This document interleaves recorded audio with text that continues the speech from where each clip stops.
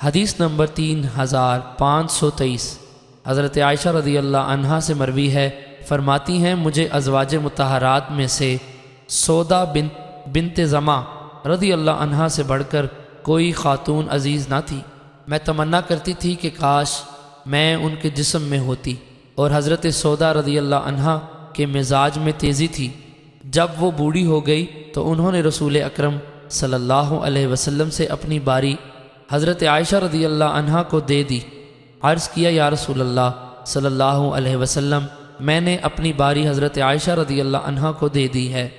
تو نبی اکرم صلی اللہ علیہ وسلم حضرت عائشہ رضی اللہ عنہا کو 2 دن عطا فرماتے، ایک ان کا اپنا دن اور دوسرا حضرت سودا رضی اللہ عنہا کی باری کا دن۔ حدیث نمبر 3524 ایک اور سند سے بھی یہ روایت اسی طرح منقول ہے، البتہ اس میں یہ اضافہ ہے کہ حضرت عائشہ رضی اللہ عنہا نے فرمایا میرے بعد رسول اکرم صلی اللہ علیہ وسلم نے سب سے پہلے ان سے نکاح کیا۔ حدیث نمبر 3525 حضرت عائشہ رضی اللہ عنہا فرماتی ہیں مجھے ان عورتوں پر غصہ آتا تھا جنہوں نے اپنے نفسوں کو رسول اکرم صلی اللہ علیہ وسلم کی خدمت میں حبا کر دیا۔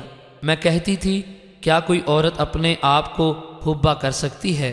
پس جب اللہ تعالیٰ نے یہ آیت نازل فرمائی، ترجمہ: اے نبی صلی اللہ علیہ وسلم، آپ اپنی ازواج میں سے جسے چاہیں پیچھے ہٹا دیں، الگ کر دیں، اور جسے چاہے اپنی پاس جگہ دیں، اور جسے آپ نے الگ کر دیا تھا اگر اسے آپ بلانا چاہیں تو کوئی حرج نہیں۔